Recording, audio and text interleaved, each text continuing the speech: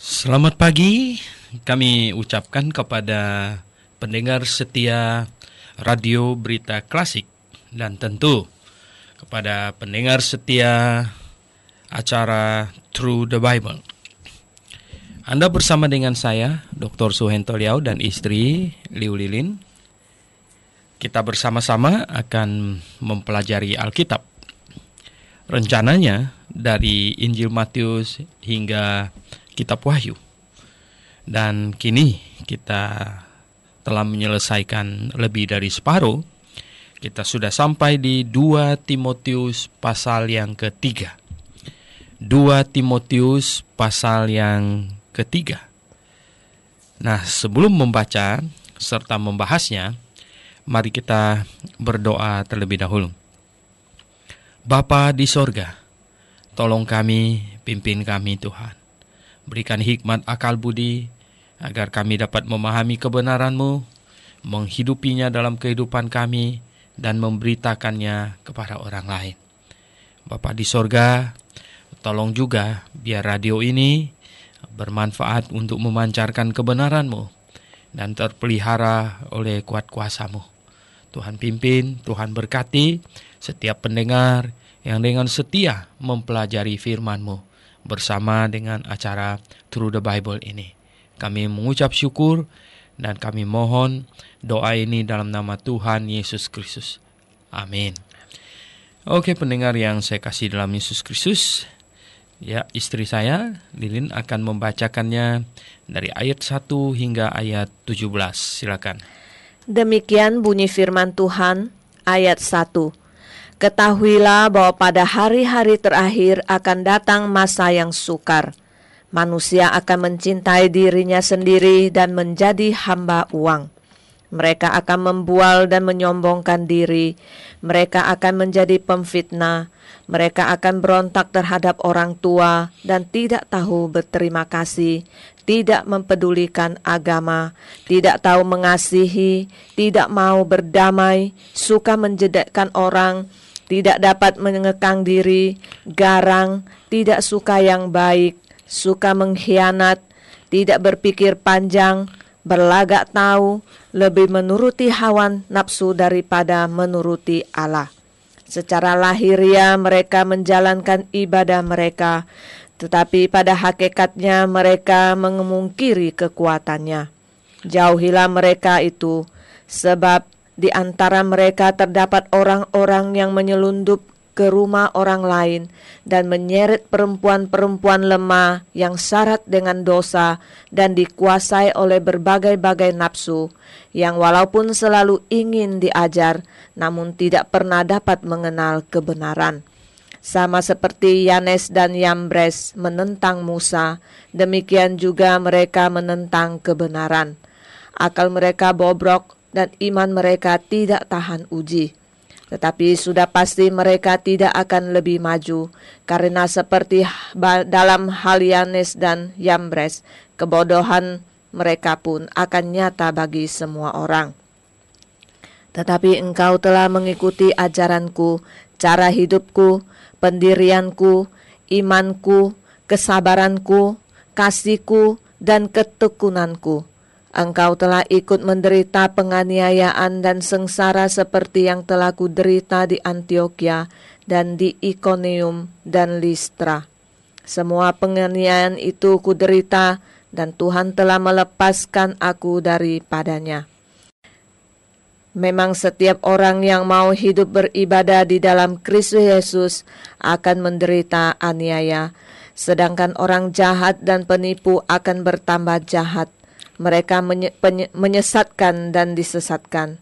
Tetapi hendaklah engkau tetap berpegang pada kebenaran dan yang telah engkau terima dan engkau yakini, dengan selalu mengingat orang yang telah mengajarkannya kepadamu. Ingatlah juga bahwa dari kecil engkau sudah mengenal kitab suci yang dapat memberi hikmat kepadamu dan menuntun engkau kepada keselamatan oleh iman kepada Kristus Yesus. Segala tulisan yang diilhamkan Allah memang bermanfaat untuk mengajar, untuk menyatakan kesalahan, untuk memperbaiki kelakuan, dan untuk mendidik orang dalam kebenaran. Dengan demikian, tiap-tiap manusia mempunyai kepunyaan Allah, diperlengkapi untuk setiap perbuatan baik. Oke, pendengar yang kami kasih dalam Yesus Kristus, begitulah 2 Timotius pasal 3 sudah dibacakan. Di dalam surat Rasul Paulus yang kedua kepada Timotius ini, di pasal 1, Rasul Paulus sudah mengajar kepada Timotius lagi bahwa dia perlu mengkobarkan karunia Allah yang ada padanya, terutama yang diteguhkan melalui penumpangan tangan atas Timotius. Dan dia juga di pasal 1 berkata, ya, peganglah segala sesuatu yang engkau dengar daripadaku, ya, sebagai contoh ajaran yang benar. Ya. Jadi pengajaran Rasul Paulus itu adalah contoh pengajaran yang benar. Nah, mengapa hari ini kita percaya kepada tulisan Rasul sebagai firman Tuhan? Ya, karena Tuhan mengangkat Rasul, menetapkan Rasul sebagai orang yang menerima wahyu dari Allah dan mengajarkan kebenaran. Dan sebagai buktinya, Tuhan memberikan mereka kuasa melakukan mujizat. Dan di akhir zaman ini, ya, iblis akan mengangkat orang menjadi rasul. Yang jelas itu rasul palsu, karena Tuhan tidak mengangkat lagi, dan mendorong mereka untuk melakukan mujizat-mujizat palsu, untuk membuktikan kerasulan mereka yang palsu. Di pasal 2 kita lihat, ya, ini panggilan untuk ikut menderita sebagai prajurit Tuhan. Dan Rasul Paulus mau Timotius melakukan rekrutmen yaitu mendidik orang supaya meneruskan ajaran atau berita Injil, meneruskan berita Injil dan ajaran kekristenan. Orang itu dengan 2 syarat: dapat dipercayai dan cakap mengajar orang. Nah, pendengar yang saya kasih dalam Yesus Kristus, di pasal 2 itu Paulus memberikan banyak nasihat praktis. Nasihat yaitu supaya Timotius bisa menjadi perabot rumah yang dipakai untuk tujuan yang mulia, maka dia harus menyucikan diri. Di situ memberitahukan kepada kita bahwa tidak ada orang yang ditetapkan untuk satu pekerjaan yang hina, tidak ada. Tetapi karena keteledoran orang itulah, dan karena orang itu tidak berusaha, maka jadilah begitu. Tetapi jikalau kita berusaha dan kita menyucikan diri kita, dan kita, ya, melakukan hal-hal yang perlu untuk menjadi cakap mengajar, maka kita akan menjadi alat yang efektif. Nah, kemudian sekarang kita ada di pasal yang ketiga.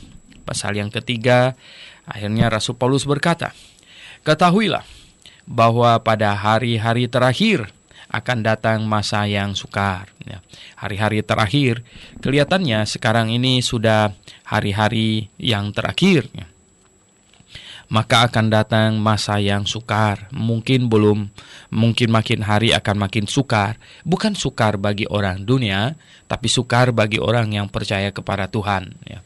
Bagi orang dunia nggak sukar, ya mereka malah makin happy, makin ini hebat. Ya. Bagi mereka tidak ada kesukaran, tapi kesukaran bagi yang mengasihi Tuhan tentu. Ya. Pada hari-hari terakhir akan datang masa yang sukar katanya. Nah, manusia akan mencintai dirinya sendiri dan menjadi hamba uang. Mereka akan membual katanya. Nah, ini banyak yang dilakukan. Intinya manusia akan mencintai dirinya sendiri dan menjadi hamba uang. Nah, mencintai diri sendiri, ya, adalah hakikat dari dosa itu, mencintai diri sendiri. Oleh sebab itu, ya, kita disuruh mencintai Tuhan lebih dari diri kita sendiri. Dan mencintai diri sendiri itu bukan sesuatu yang perlu dipelajari. Ada gereja yang ngaco, ya, ada pengkhotbah yang ngaco yang mengkhotbahkan kita harus belajar mengasihi diri kita sendiri baru bisa mengasihi orang dengan benar. Itu tidak benar itu ya. Karena mengasihi diri sendiri itu adalah sesuatu yang sudah ada di dalam diri kita. Malah ya, kalau kita mengasihi orang lain dan tidak mengasihi diri kita sendiri, ya, itu yang Tuhan inginkan dari kita adalah mengasihi orang lain sama seperti diri kita sendiri. Itu saja sudah hebat. Kalau mengasihi orang lain lebih dari diri kita, wah itu lebih hebat lagi. Dan Tuhan mau kita mengasihi Tuhan lebih dari kita mengasihi diri kita sendiri. Mencintai dirinya sendiri dan menjadi hamba uang, karena mereka mencari uang untuk kepuasan dirinya sendiri. Kalau kita mencari uang untuk melayani Tuhan, oh itu baik sekali ya, sangat baik. Nah, sama sekali Tuhan tidak menentang orang yang giat mencari uang. Cuman persoalannya sekarang giat mencari uang itu dipakai di mana gitu. Ya, untuk apa? Itu di situ persoalannya. Kalau uang itu dipakai untuk kepuasan diri sendiri, ya maka itu mencari uang itu sudah merupakan sesuatu yang tidak menyenangkan Tuhan, karena menyebabkan orang itu makin mengasihi dirinya sendiri gitu. Yang adalah hakikat dosa itu. Ya, jadi pendengar yang saya kasih dalam Yesus Kristus, ya kita perlu tahu ya, mengasihi diri sendiri dan menjadi hamba uang. Dan manusia makin sulit untuk mengasihi orang lain karena dia mengasihi dirinya sendiri saja, lebih daripada segala-gala yang lain. Nah, katanya manusia di akhir zaman itu ya, mereka akan membual ya, menyombongkan diri. Membual, menyombongkan diri adalah ciri khas ya, di mana ya macam-macam ya, dengan segala macam daya upaya dikerahkan untuk menyombongkan diri dan untuk menjadi ini ya, membual, menyombongkan diri. Mereka akan menjadi pemfitnah,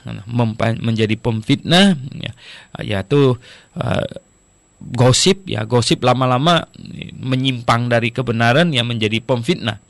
Mereka akan berontak terhadap orang tua. Nah, ini anak-anak ya, akan berontak terhadap orang tua. Oh, makin hari makin menyolok ya. Makin hari makin menyolok.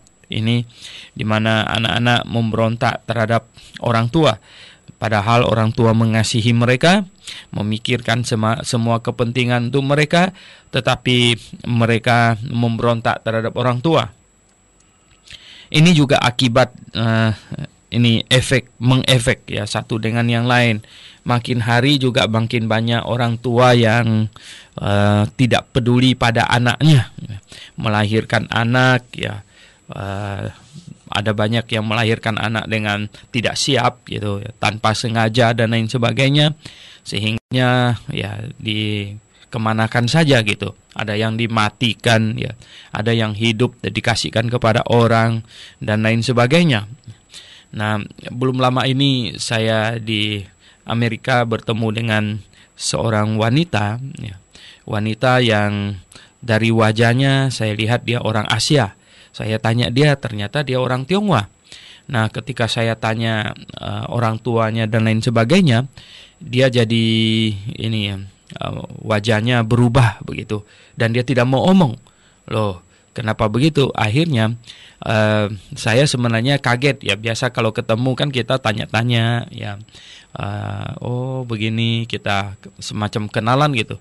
Tetapi dia tiba-tiba berubah dan suaminya merasa tidak enak, dan suaminya yang menjelaskan kepada saya bahwa dari kecil dia diadopsi oleh orang Amerika. Jadi orang tuanya itu adalah orang kulit putih, orang Amerika. Karena saya tanya dia saya apa, dia nggak tahu gitu ya, dan lain sebagainya.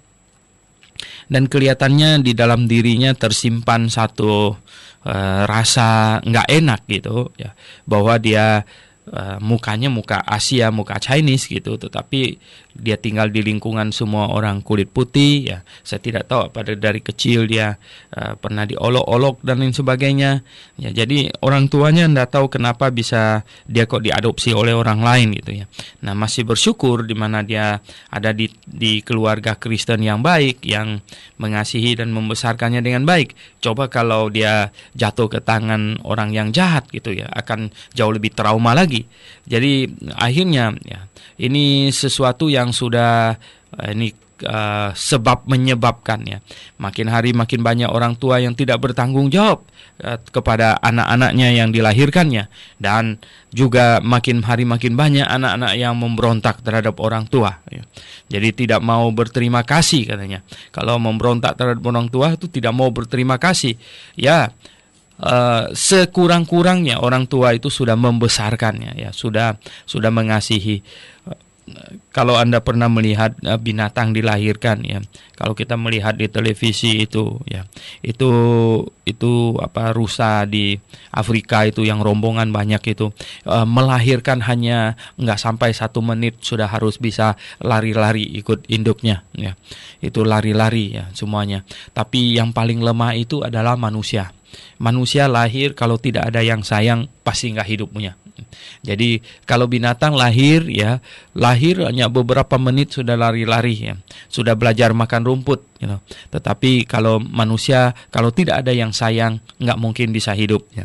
Oleh sebab itu kalau Anda sampai sudah besar macam begitu ya, pastilah ada yang mengasihi Anda dan Anda perlu menyadarinya. Ya mungkin kasih yang Anda terima tidak sebagaimana yang diharapkan, namun sudah dikasihi gitu.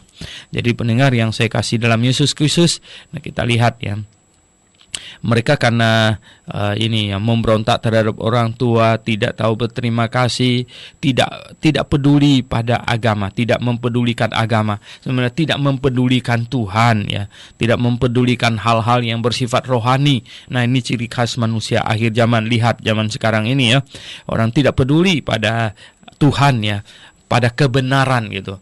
Dan ada yang pergi ke gereja juga asal pergi ya, dia tidak peduli gerejanya salah apa benar, itu ya pokoknya pergi ke gereja. Ini sama dengan tidak peduli ya, tidak peduli pada kebenaran.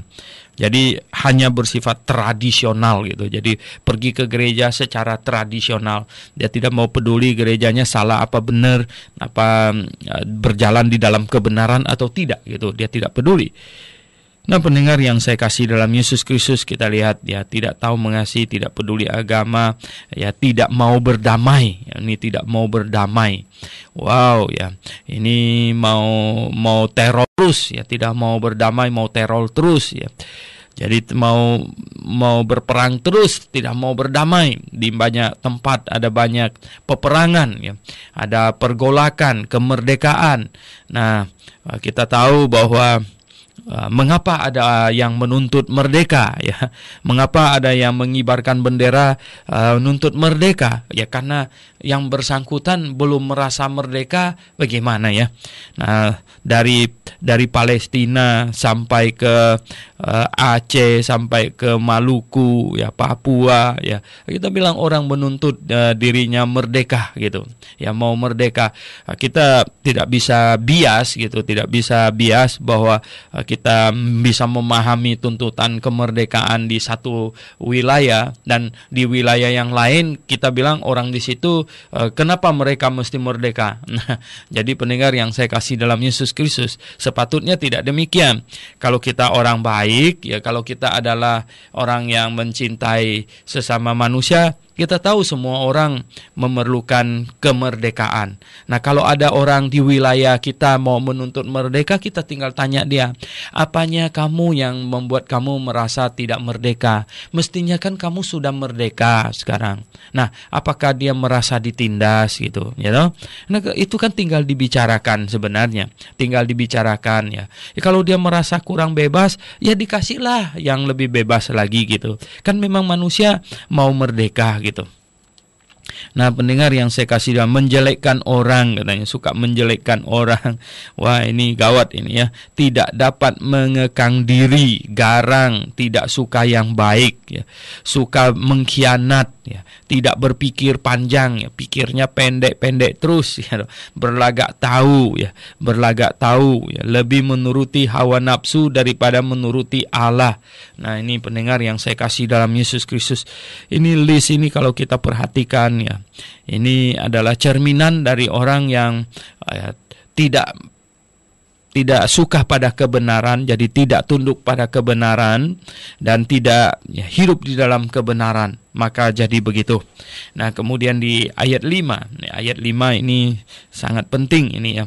Secara lahiriah mereka menjalankan ibadah mereka, tetapi pada hakikatnya mereka memungkiri kekuatannya ya. Secara lahiriah mereka menjalankan ibadah mereka. Jadi hanya menjalankan ibadah lahiriah ya, tetapi memungkiri kekuatannya, tetapi ya tidak menerima dan tidak menghayati ya, hakikat dari ibadah itu sendiri. Hanya beribadah secara lahiriah saja. Ini termasuk orang yang pergi ke gereja ya, menghadiri ibadah secara lahiriah. Nah, padahal ya, kalau kita memahami ibadah yang sesungguhnya, maka di zaman ibadah hakikat ini, ibadah yang sesungguhnya itu adalah ibadah dengan hati, bukan ibadah dengan badan. Jadi dengan hati, dengan segenap hatilah ya kita beribadah kepada Tuhan. Berarti tidak terikat pada waktu, tidak terikat pada tempat, dan tidak terikat pada cara. Karena kita beribadah kepada Tuhan dengan hati. Sedangkan hari Minggu kita datang, itu artinya berkumpul, berjemaat, ya, membentuk jemaat. Berkumpul membentuk jemaat. Sedangkan ibadah itu adalah sikap hati kita kepada Tuhan, ya. Jadi datang hari Minggu itu berkumpul untuk berjemaat, sedangkan ya beribadah yang betul itu adalah sikap hati kita kepada Tuhan setiap saat tanpa batas waktu. Jadi pendengar yang saya kasih dalam Yesus Kristus. Nah, seharusnya kita adalah orang yang beribadah, artinya mempunyai sikap hati yang benar, mempunyai sikap hati yang positif di hadapan Allah. Nah, mengenai hari Minggu kita datang ini berkumpul sebagai jemaat. Ya, itu bagian dari ibadah juga, cuman maksudnya ibadah itu lebih luas dari itu gitu. Karena ibadah itu adalah sikap hati. Ya, datang hari Minggu kita ini berkumpul berjemaat tentu dengan sikap hati yang positif juga gitu. Bukan dengan sikap hati yang negatif. Nah, pendengar yang saya kasih dalam Yesus Kristus, Rasul Paulus ya berkata bahwa orang-orang yang dia sebut dari atas tadi itu ya, yaitu ya, manusia ya yang mencintai dirinya sendiri, yang menjadi hamba uang dan yang hidupnya tidak beres itu, yang semuanya list di atas itu ya, yang intinya mereka beribadah tapi secara lahiriah. Di sini ada perintah katanya jauhilah mereka itu. Nah, pendengar yang saya kasih dalam Yesus Kristus, tentu boleh tegur sapa ya, tentu boleh makan bakso bersama-sama ya. Tentu boleh kita ini ya mengenalnya ya, dan kita mungkin bertemu dan ya kita bisa bersikap ramah terhadap mereka. Tetapi maksudnya ini adalah janganlah engkau menjadi sahabat ya. Janganlah engkau ini bergaul erat ya dengan mereka ya. Jauhilah mereka, jangan kamu bergaul erat ya. Karena apa? Karena sesuai dengan Mazmur pasal 1 ya. Kalau Anda lihat Mazmur pasal 1 ya, apa di situ dibilang Mazmur pasal 1 ya. Berbahagialah orang yang tidak berjalan menurut nasihat orang fasik, yang tidak berdiri di jalan orang berdosa, dan yang tidak duduk dalam kumpulan pencemooh ya. Jadi kalau berjalan menurut nasihat orang fasik, lama-lama jadi orang fasik ya. Yang tidak berdiri di jalan orang berdosa, berdiri di jalan orang berdosa, lama-lama ikut berdosa, atau duduk dalam kumpulan pencemooh, lama-lama ikut jadi pencemooh gitu. Jadi pendengar yang saya kasih kasih dalam Yesus Kristus ya, ini hati-hati ya. Tetapi yang kesukaannya ialah Taurat Tuhan, dan yang merenungkan Taurat itu siang dan malam katanya. Oh pendengar yang saya kasih dalam Yesus Kristus, Mazmur pasal 1 ini adalah mazmur yang sangat indah sekali. Sangat indah sekali. Nah, katanya jauhilah mereka itu, janganlah sampai engkau ya menjadi sahabat orang fasik ya, menjadi sahabat orang berdosa, dan menjadi orang yang duduk dalam kumpulan pencemooh ya. Inilah. Jadi hidup kita harus penuh dengan kebijaksanaan. Nah, kita ada doktrin yang namanya local church separation ya. Jadi pemisahan ya, gereja lokal yang terpisah. Nah, kalau kita tidak mau ya kita tidak mau tertular virus yang buat kita sakit, ya tentu harus hati-hati, jaga jarak ya. Dan demikian juga kalau kita tidak mau tertular virus rohani, maka kita harus juga hati-hati. Kita juga harus jaga jarak ya. Karena itu sangat penting ya, untuk menjadi orang Kristen yang ya menjaga diri dengan baik, sehingga kita bisa terhindar dari berbagai jenis kontaminasi iman gitu. Jadi pendengar yang saya kasih dalam Yesus Kristus ya, ingat baik-baik ya bahwa kita perlu hidup kudus di hadapan Tuhan. Kita perlu menjaga diri kita, jangan sampai kita ikut-ikutan, jangan sampai kita terjebak di dalam kumpulan pencemooh, jangan sampai kita berdiri di jalan orang berdosa dan kita berjalan menurut nasihat orang fasik ya, karena itu sangat-sangat bahaya. Lama-lama kita sama seperti mereka. Ya, ada yang berkata kita kan mau memenangkan mereka, betul ya, mau memenangkan mereka. Tetapi begini, bertemu dengan mereka, tegur sapa dengan mereka, itu beda dengan bersahabat dengan mereka. Itu dua hal yang berbeda. Ya, maka itu kita harus penuh kebijaksanaan. Yang manalah yang betul kita harus jalankan. Sebab di antara mereka, katanya jauhilah mereka, sebab di antara mereka ya terdapat orang-orang yang menyelundup ke rumah orang lain dan menjerat ya perempuan-perempuan lemah yang syarat dengan dosa dan dikuasai oleh berbagai-bagai nafsu. Oh ya. Nah, di antara orang-orang yang disebutkan oleh Rasul Paulus di atas itu ya, itu ada yang orang yang suka menyelundup ke rumah orang lain ya, menyelundup ke rumah orang lain, bertamu. Tentu kalau masuk lewat jendela ya bagaimana ya, bisa dikira pencuri, bertamu ya, menyelundup masuk ke rumah orang lain dan menjerat perempuan-perempuan lemah ya.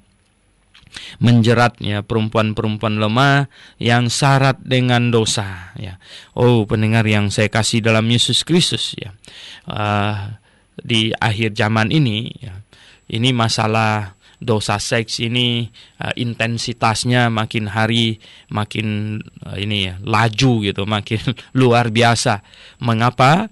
Ya karena zaman dahulu perempuan itu tinggal di rumah, di kantor itu tidak ada perempuan, di tempat kerja itu kurang sekali, ada juga 1-2 perempuan saja. Nah jadi ya persinggungan antara laki dan perempuan itu agak jarang gitu ya. Nah ada nggak itu penyimpangan seks? Ada ya, ada nggak pelacuran? Ada dari zaman dahulu kala. Tetapi intensitasnya masih sangat rendah. Karena apa? Yang pergi ke tempat pelacur itu laki-laki yang benar-benar hidungnya sudah belang-belang punya gitu. Ya. Tetapi sekarang situasinya berbeda. Sekarang di kantor-kantor banyak wanita, banyak sekali wanita, laki dan wanita. Bahkan porsinya hampir sama. Jadi persinggungan antara laki dan perempuan itu sangat sering terjadi gitu ya. Sehingga ya Kadang-kadang apalagi yang sedang mungkin ribut-ribut kecil dengan suami di rumah sampai di kantor dengan bertemu dengan atasannya yang lemah lembut atau temannya yang menggoda dan lain sebagainya, bisa gawat itu itu bisa gawat. Nah, pendengar yang saya kasih dalam Yesus Kristus, kita lihat di akhir zaman ini wanita Kristen betul-betul harus menjadi contoh. Wanita Kristen betul-betul harus menjadi moto bagi wanita dunia yang lain. Harus berbeda. Mengapa? Karena di akhir zaman dinubuatkan ini bahwa wanitanya akan dalam kondisi yang sangat gawat gitu. Oleh sebab itu, wanita Kristen harus super hati-hati. Wanita Kristen harus betul-betul memahami posisinya dan memahami bahaya yang mengancam gitu. Oleh sebab itu, baiklah wanita Kristen menjadikan dirinya contoh, teladan bagi wanita lain di luar sana. Nah, jangan sampai dikuasai oleh berbagai nafsu katanya syarat dengan dosa, jangan sampai tetapi jadilah perempuan yang penuh dengan keteladanan. Ayat 7, yang walaupun selalu ingin diajar, katanya perempuan yang penuh dengan dosa dan nafsu itu, namun tidak pernah dapat mengenal kebenaran. Yang selalu ingin diajar namun tidak pernah dapat mengenal kebenaran.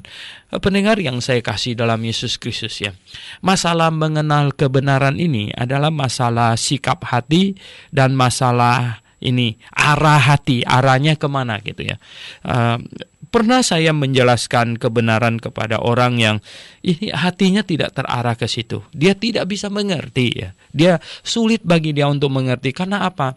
Karena hati dan pikirannya tidak diarahkan, tidak diarahkan untuk menyimak kebenaran. Karena sebenarnya bagi dia tidak ada kepentingan untuk itu sedikit pun, dan dia tidak mau peduli dan dia tidak mau dia tidak mau tahu Jadi betul-betul dia tidak tertarik sedikit pun atas hal-hal yang bersifat rohani. Tidak, sama sekali tidak. Nah, ini sulit sekali Sehingga katanya, namun tidak pernah dapat mengenal kebenaran Yang walaupun selalu ingin diajar katanya. Dia mau dengarkan gitu, tetapi kenapa nggak masuk nggak masuk karena terlalu banyak hal yang lain menempati hatinya Jadi ini ada banyak hal dia dioccupy dia punya hati gitu menempati hatinya. Jadi sulit untuk mengenal kebenaran. Nah, di sini di ayat 8 katanya, ini orang-orang ini disamakan dengan ini Ini sama seperti Yanes dan Yambres Yanes dan Yambres menentang Musa. Demikian juga mereka menentang kebenaran. Ini di kitab Keluaran di kitab Keluaran itu ada mengenai Yanes dan Yambres itu yang menentang Musa Nah, katanya akal mereka bobrok dan iman mereka tidak tahan uji. Akal mereka bobrok dan iman mereka tidak tahan uji. Kalau ditanya-tanya malah marah, tidak tahan uji Jadi pendengar yang saya kasih dalam Yesus Kristus, padahal orang Kristen itu adalah orang yang imannya siap sedia diuji kapan saja siap sedia.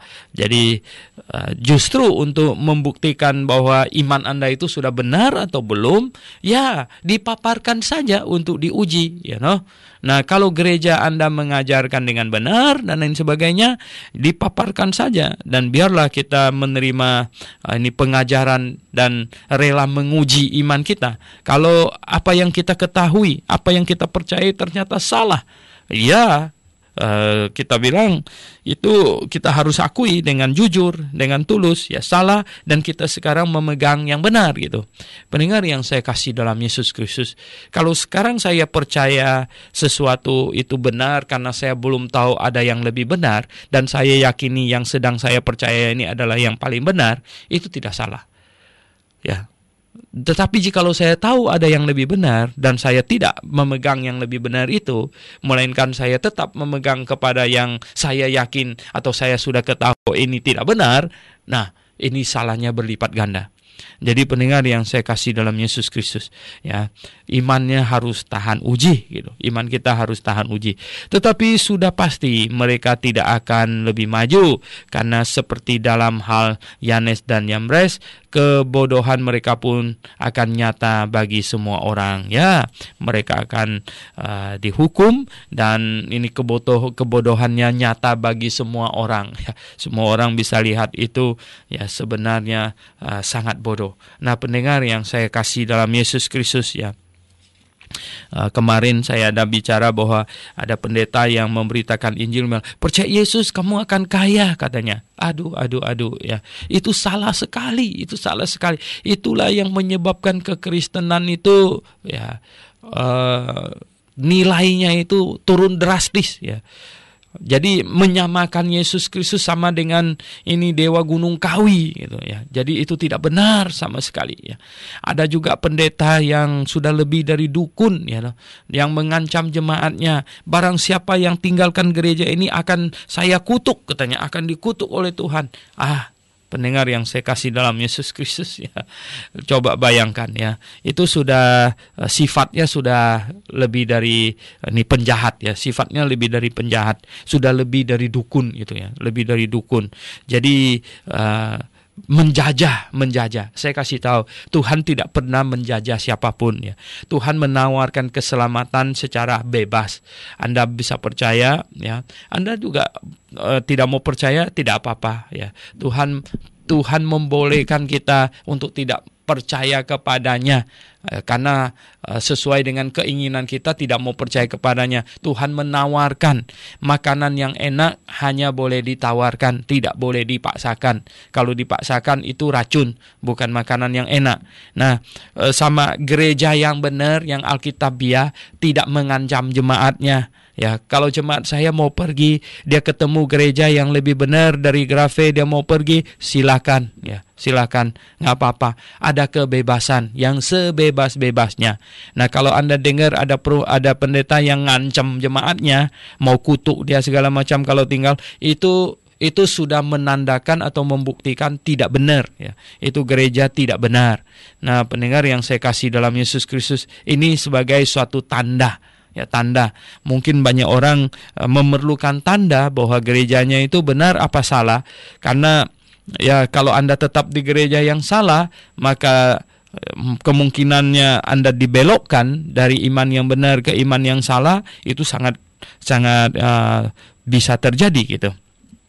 Oke, kita lihat sekarang mulai dari ayat 10 katanya. Tetapi engkau telah mengikuti ajaranku. Nah, ini Rasul Paulus mau mengkontraskan, ya, hal-hal yang di atas sekarang dengan hal yang harus diperhatikan oleh Timotius, ya. Nah, yang itu semua yang di atas itu harus dijauhi gitu. Nah, tetapi sekarang engkau telah mengikuti ajaranku, ya. Doktrinnya Rasul Paulus sudah diikuti, ya. Cara hidupku, ya. Ya. Pendirianku. Jadi ajaran itu, ya, surat Rasul Paulus ini berisikan pengajaran Rasul Paulus, doktrin yang diajarkan. Nah, pendengar yang saya kasih dalam Yesus Kristus, hati-hati dengan pengajaran yang sekarang ini. Ada pendeta yang saya ketemu katanya kita ikut Tuhan Yesus saja, jangan ikut Rasul Paulus, katanya. Jangan ikut Paulus. Itu nasihat itu bukan dari Tuhan, bukan dari Roh Kudus. Karena Roh Kudus berbicara melalui Rasul Paulus, dan dia ingin kita percaya, ingin kita menyimak pengajaran yang disampaikan oleh Rasul Paulus. Nah, banyak kelompok yang muncul yang berkata supaya kita jangan perhatikan apa yang diajarkan oleh Rasul Paulus. Itu konyol sekali. Mengapa? Karena tanpa tulisan Rasul Paulus, maka kekristenan itu, ya, belum jadi. Anda tidak tahu banyak hal, ya. Karena Tuhan memakai Rasul Paulus menjelaskan tentang ibadah hakikat, ya, ibadah hakikat yang berbeda dengan ibadah simbolik perjanjian lama. Itu berbeda. Nah, jadi melalui tulisan Rasul Pauluslah kita memahami segala sesuatu tentang ibadah hakikat ini, ibadah di dalam roh. Oleh sebab itu, dia pesan kepada Timotius untuk tetap mengikuti doktrin yang diajarkannya. Kemudian cara hidupnya. Nah, tentu cara hidupnya positif baik, maka patut diikuti cara hidupnya. Cara hidupnya katanya apa? Pendirianku Rasul Paulus adalah orang yang berpendirian teguh. Memang orang yang dipakai Tuhan menjadi tiang penopang dan dasar kebenaran harus berpendirian teguh. Kalau tidak, bagaimana? Tiba-tiba ada pengaruh lain, dia berubah. 2 tahun lagi berubah, berubah sana, berubah sini, enggak? Tadinya Injili, lama-lama jadi karismatik, lama-lama lagi jadi ortodoks, lama-lama lagi entah jadi apa lagi gitu, Wow, ini tidak berpendirian teguh atau belum ketemu kebenaran sebenarnya, Nah, lebih baik pendengar kalau tahu, nasihatkan supaya belajar di Grave International Theological Seminary supaya mendapatkan kebenaran dan berdiri teguh di atas kebenaran. Pada tanggal 4 Agustus kita akan mulai ini tahun ajaran baru, Nah, kalau Anda mau tambah teguh di dalam iman, mengerti kebenaran, mari belajar, belajar di Grave International Theological Seminary. Tanggal 4 kita mulai tahun ajaran baru, dan kita sediakan kelas malam bagi yang sudah bekerja. Anda bisa datang untuk belajar di malam hari juga. Nah, pendengar yang saya kasih dalam Yesus Kristus, kita lihat katanya, cara hidupku, pendirianku, imanku, kesabaranku, kasihku, dan ketekunanku. Wah, luar biasa. Pendengar yang saya kasih dalam Yesus Kristus, Paulus ingin Timotius mengikuti dia, segala aspek hidupnya, dari pengajarannya sampai semua hal dalam hidupnya itu adalah baik, patut diikuti oleh Timotius. Jadi pendengar yang saya kasih dalam Yesus Kristus, ini juga sebuah pengajaran bagi para senior, Baiklah kita orang-orang Kristen menyadari bahwa kepemimpinan di dalam kekristenan itu adalah bukan perintah, tetapi memberi contoh, memberi contoh. Nah, ayat 11 dikatakan, engkau telah ikut menderita penganiayaan dan sengsara seperti yang telah kuderita di Antioquia dan di Iconium dan di Listra. Di tempat-tempat itu Rasul Paulus mengalami dilempari batu lah, dianiaya, dia sudah engkau ikut menderita. Jadi Timotius waktu itu ada dalam rombongan, sudah ikut menderita, katanya menderita ini dari tangan orang-orang yang tidak cinta kebenaran, orang-orang yang jauh dari kebenaran. Nah, pendengar yang saya kasih dalam Yesus Kristus, saya mendengar laporan dari alumni dari GITS, laporan bahwa mereka pergi ke daerah mau bikin jemaat. Terus ada pemimpin gereja di situ yang mengusir mereka. Kayak dia yang punya daerah itu aja aneh sekali, luar biasa aneh. Dan berkata bahwa itu wilayah mereka. Jadi mereka melihat itu gereja itu seperti kerajaan gitu, memalukan, betul-betul memalukan, Nah, mereka malah ada pendeta yang sampai mengancam salah satu alumni dari GITS bahwa mau bunuh dia. Itu kita heran sekali kok ada pendeta model macam begitu yang bisa mengancam mau bunuh orang kalau dia tidak pindah katanya dan lain sebagainya. Wah, saya mendengar laporan bahwa saya heran sekali mengapa bisa ada orang Kristen macam begitu Coba bayangkan. Nah, biasanya orang Kristen kan ikut Alkitab, ini malah dia ikut ini tingkah laku dari orang yang di luar Kristen di sana. Nah, pendengar yang saya kasih dalam Tuhan Yesus, kita perlu waspada. Kita perlu menyadari bahwa banyak orang yang pergi ke gereja itu hanya sekedar seperti yang dikatakan di ayat 5. Jadi secara lahiriah saja, tetapi tidak memahami isinya gitu. Kemudian kita lihat katanya masih di ayat 11 semua penganiayaan itu aku derita dan Tuhan telah melepaskan aku daripadanya. Ya betul, ya Tuhan sudah melepaskannya. Dan sekarang Rasul Paulus menulis ini di dalam penjara. Nah, kali ini masuk penjara lagi, ya toh. Jadi penjara, lepas penjara lagi, ya. Begitulah. Nah, Rasul Paulus dia memberitakan Injil dan Tuhan mengizinkan. Mengapa Tuhan mengizinkan? Ya, oh ya, baik ya. Kalau Rasul Paulus itu melayani Tuhan, punya kapal pesiar segala macam, wah hari ini ya semua hamba Tuhan akan mata duitan ya, akan berpikir bahwa wah ini melayani Tuhan mesti punya kapal pesiar gitu. Oh tidak ya, pendengar yang saya kasih dalam Yesus Kristus, itu perlu diketahui bahwa sebenarnya tidak demikian. Tuhan mengizinkan rasul-rasul menderita sebagai satu contoh. Dan hari ini jikalau kita dalam keadaan kesusahan, ketahuilah kita sama sekali belum sesusah Rasul Paulus ya.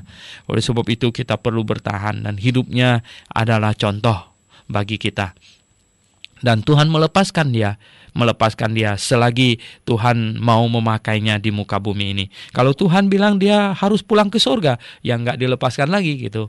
Ya dibiarkan untuk dimatikan. Karena mati itu adalah caranya kita pergi ke tempat Tuhan ya. Kecuali nanti sampai Tuhan datang kita masih hidup. Nah, ayat 12 ya. Memang ya setiap orang yang mau hidup beribadah di dalam Kristus Yesus akan menderita aniaya. Nah, bagaimana ini? Kok setiap orang yang beribadah dalam Kristus Yesus ya, yang mau hidup beribadah dalam Kristus Yesus akan menderita aniaya? Pendengar yang saya kasih dalam Yesus ya, kalau kita renungkan dengan baik ya, betul apa yang Rasul Paulus bilang itu. Kalau kita mematuhi Tuhan sepatu-patunya, kita akan pergi keluar memberitakan Injil kepada siapapun juga ya, ya. Nah, maka ya, kalau Anda banyak memberitakan Injil, maka pasti akan menuai penganiayaan. Nah, mengapa penganiayaan di Indonesia stop ya? Mengapa? Ya, sebenarnya karena orang Kristennya gencatan senjata. Orang Kristen berhenti memberitakan Injil. Orang Kristen berhenti mengumandangkan kebenaran. Ya, jadi iblis itu senang diajak gencatan senjata. Ya.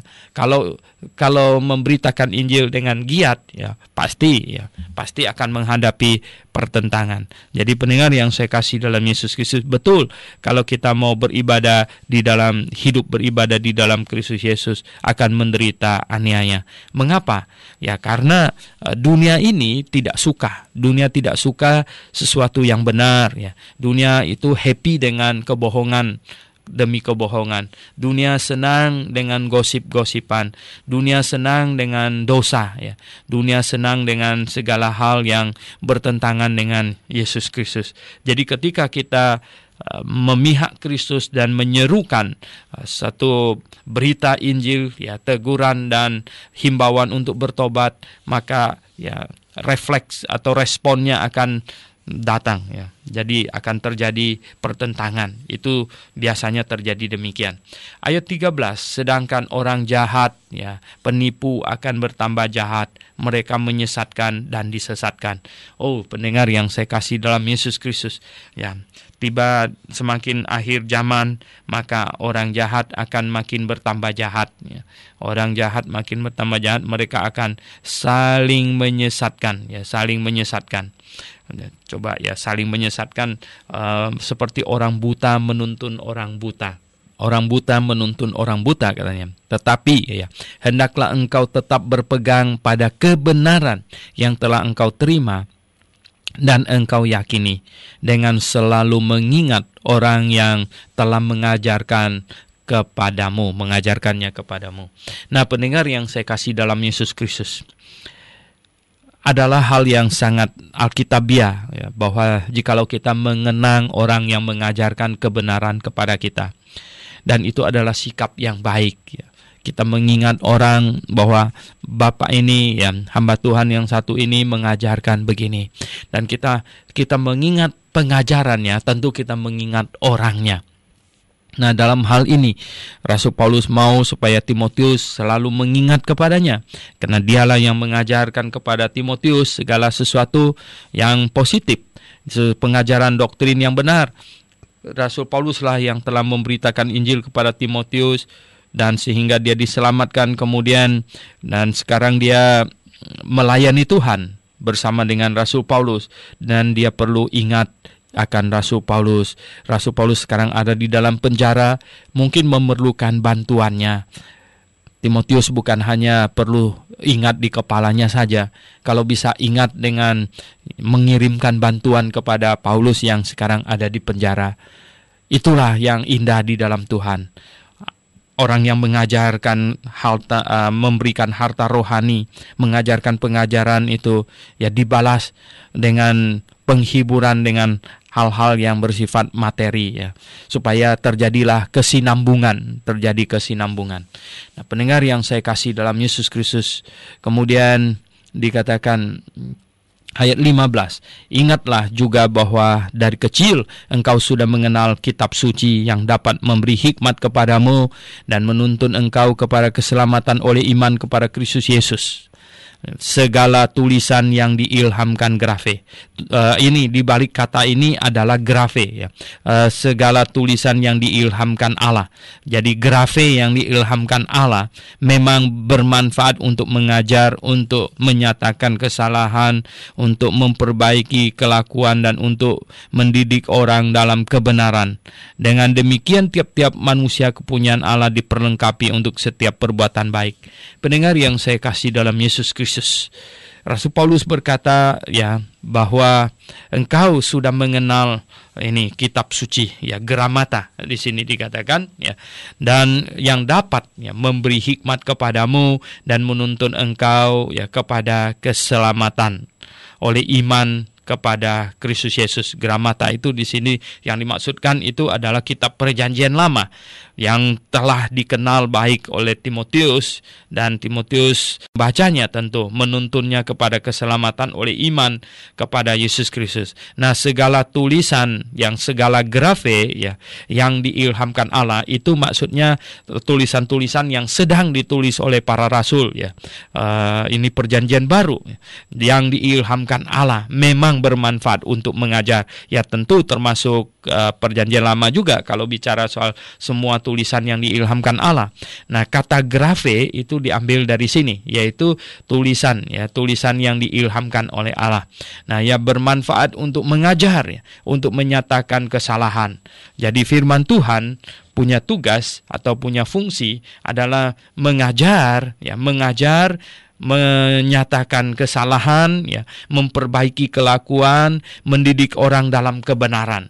Jadi di atas sudah dikatakan itu menuntun kepada keselamatan ya, dalam iman kepada Yesus Kristus.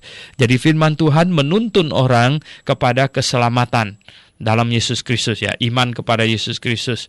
Nah, kemudian ya kita lihat dia bermanfaat juga untuk mengajar ya, untuk menyatakan kesalahan, untuk memperbaiki kelakuan dan untuk mendidik orang dalam kebenaran.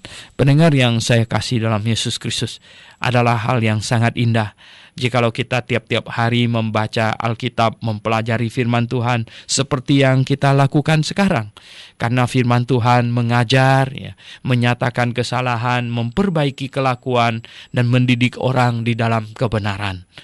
Dr. Bob Jones Senior ya, berkata bahwa seandainya ya, tidak ada sorga, tidak ada neraka, itu toh ya bahwa Alkitab adalah pedoman hidup bagi manusia di muka bumi ini yang terbaik.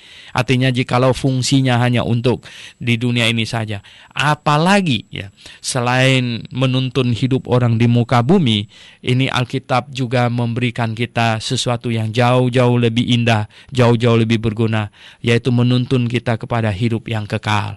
Jadi pendengar yang saya kasih dalam Yesus Kristus, betapa indahnya firman Tuhan yang di tangan kita.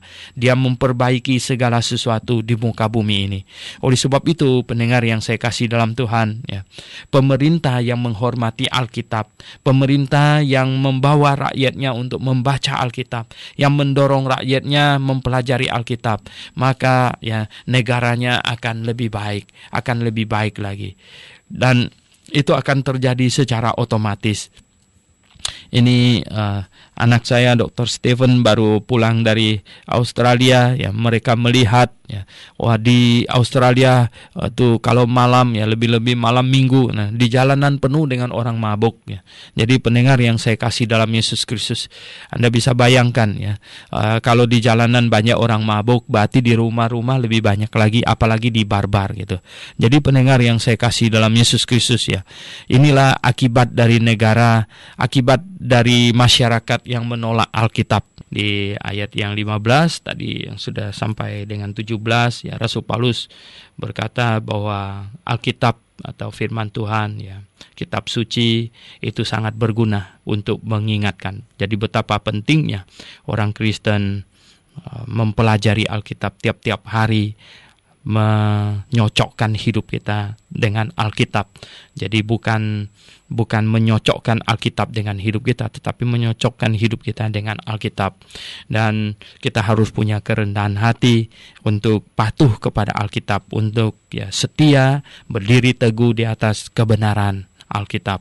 Jadi pendengar yang saya kasih dalam Yesus Kristus, inilah yang diharapkan oleh Tuhan dan Rasul Paulus harapkan dari Timotius, supaya dia tetap memperhatikan ya, tulisan yang diilhamkan Allah. Jadi grafe yang diilhamkan Allah, yang bermanfaat untuk mengajar, untuk menyatakan kesalahan, untuk memperbaiki kelakuan, dan untuk mendidik orang dalam kebenaran. Karena sangat penting ya, orang perlu dididik dalam kebenaran. Jadi kita perlu bertanya, apakah saya sudah di dalam kebenaran? Apakah saya sudah berjalan di dalam kebenaran? Apakah saya ada berdiri di atas kebenaran ya? Dengan demikian katanya tiap-tiap manusia kepunyaan Allah diperlengkapi untuk setiap perbuatan baik. Diperlengkapi dengan apa? Diperlengkapi dengan firman Tuhan, supaya kita bisa berbuat baik, supaya kita tahu bagaimana caranya berbuat baik. Itu ada petunjuknya di dalam Alkitab. Supaya kita tahu bagaimana cara hidup dengan baik, itu ada di dalam Alkitab. Ya, supaya kita tahu bagaimana harus bersikap dengan baik, itu ada di dalam Alkitab. Jadi Alkitab ini adalah firman Tuhan yang melengkapi setiap orang kepunyaan Tuhan untuk hal-hal yang baik, yang positif. Oke pendengar yang saya kasih dalam Yesus Kristus, kita sampai di sini saja. Mari kita berdoa. Bapa di sorga, kami mengucap syukur atas kasih-Mu kepada kami.